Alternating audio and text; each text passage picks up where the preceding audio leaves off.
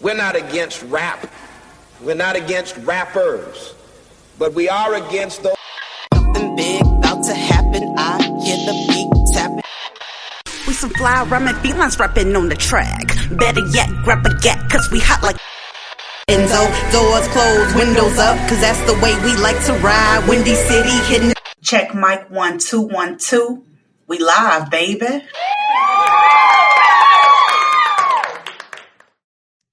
Hey Chicago, welcome back to Speak Your Mind Radio. I'm your hostess with the mostest, Miss Hip Hop, aka Queen Star. And today, y'all, I am doing a litty album review on Juice WRLD, okay? As you guys know, Juice WRLD passed back in December, and it was like really, really sad because he died over a drug overdose, okay? And I did an episode when he did pass. You guys can go back in the archives and check that out. And I actually did another episode recently on his new single, which is on this album, by the way, too. Legends Never Die. It's called Righteous. That's a bomb ass song. And you guys, this whole album is bomb, but I want to get back into how he died real quick, because there was a report from CNN that was released and said they found more drugs in this man's system. Okay, so the extra drugs that they found in him was promethazine and this other drug called naloxone or something. I know promethazine is basically the main ingredient in lean. So he was drinking lean and popping pills. You feel me? And Nexlon is basically it's just used to counteract opioid overdoses. So, and with him having oxycodone and codeine in his system, that's what they had to give him to try to counteract that. But he had already had some that report said they already had some pumped in him several times before, which means Juice WRLD was used to doing this. You feel me? Y'all understand? It's like, that's why I had got mixed up when they said, oh, is it accidental overdose or whatever? No. It wasn't accidental. This is something that he was used to. He didn't want to overdose. I'm pretty sure the people around him, so to speak, they knew that one day this would come, that he would die over an overdose. But the thing was, it wasn't when they thought, there's only in God's time, And basically, it was something else too. Another disturbing piece to all this, that day of his death, when he was at the Chicago airport off the jet, y'all, they said Juice WRLD stopped breathing, so the medics had to come give him CPR and try to reverse that overdose that they knew he had, okay? And here's another thing. Juice's girlfriend, Alicia Leon, she said that he had let out a loud gasp and then he collapsed to the floor as FBI agents searched his bags, and that's when they found him that 70-pound bag of weed. I mean, you feel me? So, Alicia also said, his girlfriend, that he had been struggling with a Percocet addiction for the last year. And I just said that he's probably used to doing this stuff, because if he already had Nexlon in his system, and that counteracts the overdose, so he won't have one. He knew what the fuck he was doing.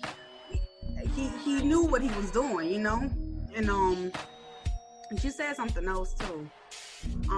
She also said that he had been struggling. Oh, yeah, I already said that he'd been struggling with the addiction, Percocet addiction. Okay, so Juice WRLD, he panicked.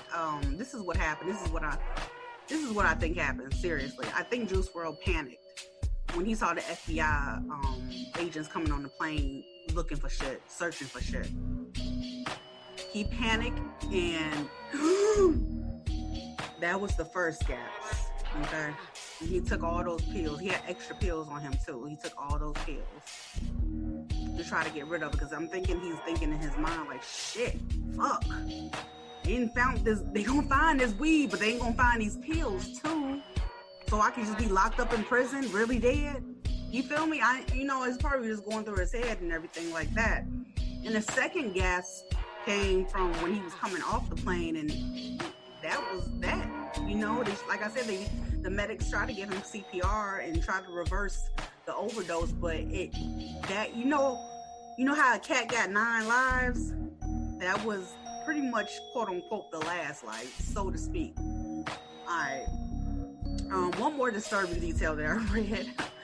They said the Juice WRLD had black fingernail polish on, and on both of his middle fingers he had like a white cross. So you just put your middle fingers up and you got a white cross, and it's like fuck you. That's how it was though. I mean, I don't know, Juice WRLD, man, he was going through a lot. And y'all, if you all really listen to me, you always hear me say, because I said this on the Lil Wayne album review back in December or whatever, and it was like, this is this man's diary. It's like a rapper's journal and what he goes through, blah, blah, blah, blah. Honey, this is it. Juice WRLD spilled his entire fucking life on this album, G. The man, he didn't make it past 21. You know what I'm saying? That's probably why he felt like he wasn't alive. For me, honestly, you don't start living until you get in your 20s, so to speak. You got your childhood, then you got your teen years, and then you got your young adult years that lead, hopefully, for all of us, until we're elderly, Okay, so let's just give it up real quick. Let's live it up for Gerard Anthony Higgins from Chicago, Juice WRLD. Let's give a moment of silence real quick. All right, let's get into the album, G, because this shit lit. Okay, so look, let's talk about it. Okay, so this album, like I said, called Legends Never Die. And, he got a couple of skits in there. The skits are really, really good, y'all. Like, I'm not going to sit here and tell you every skit. It's probably like about 3 or 4 skits in there, okay? And the song, and then there's 21 tracks all together. No, 22, my bad. It's 22 tracks all together.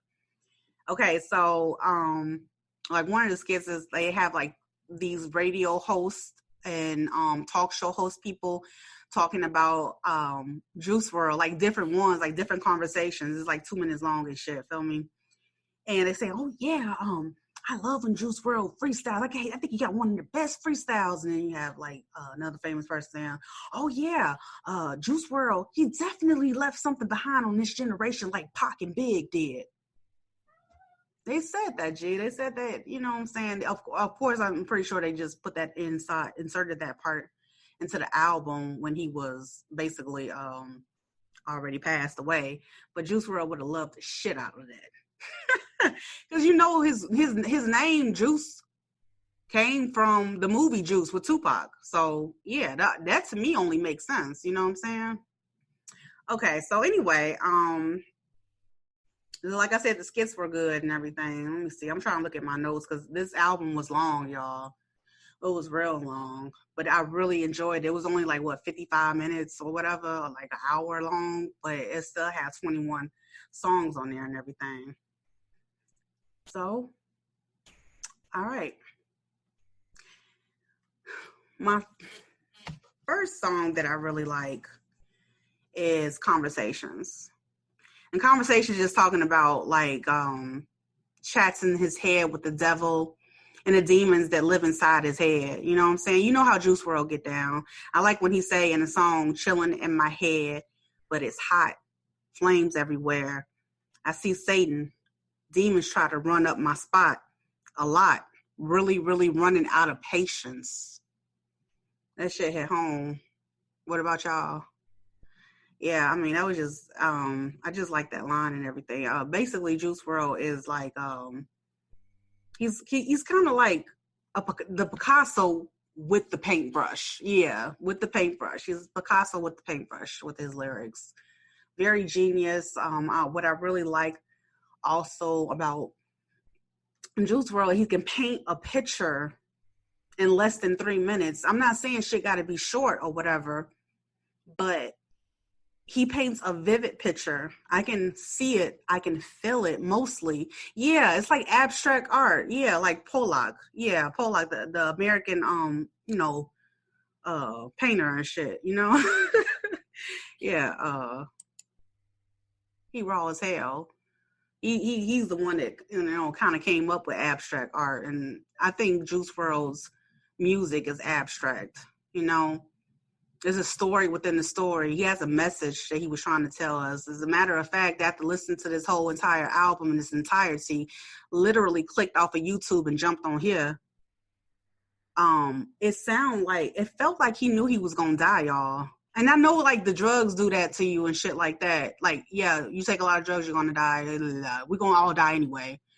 But I really, the way the album was, synchronicities of the songs, how they played and what he was discussing, what he was talking about, it felt like he knew he was going to die, you know?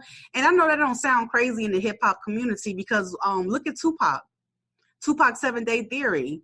I'm not saying I sat there and listened to that fucking album either, G. I didn't, okay? I'm just telling you what other people said. I'm talking about Juice WRLD, though, and I see they're making the comparison of how the impact that he had when he left this damn earth. This damned earth. Okay? Now let's get into it. Shit. This is my shit though, man. All right. Next song called Titanic, honey. Titanic. Whoever, I mean, that's a cold ass title for a song because it rhymed with Santanic. And he's always talking about demons and Satan and shit. Speaking of which, that's the reason why I love this song. He used the title Titanic to describe like the many encounters he had with demons in his head. He said like a lot of real and cold authentic shit in this piece, you know. And me personally, I've never heard anyone on this earth admit that they fucked up. Yeah, they fucked up. So genuinely on a song, though. Like, damn, y'all.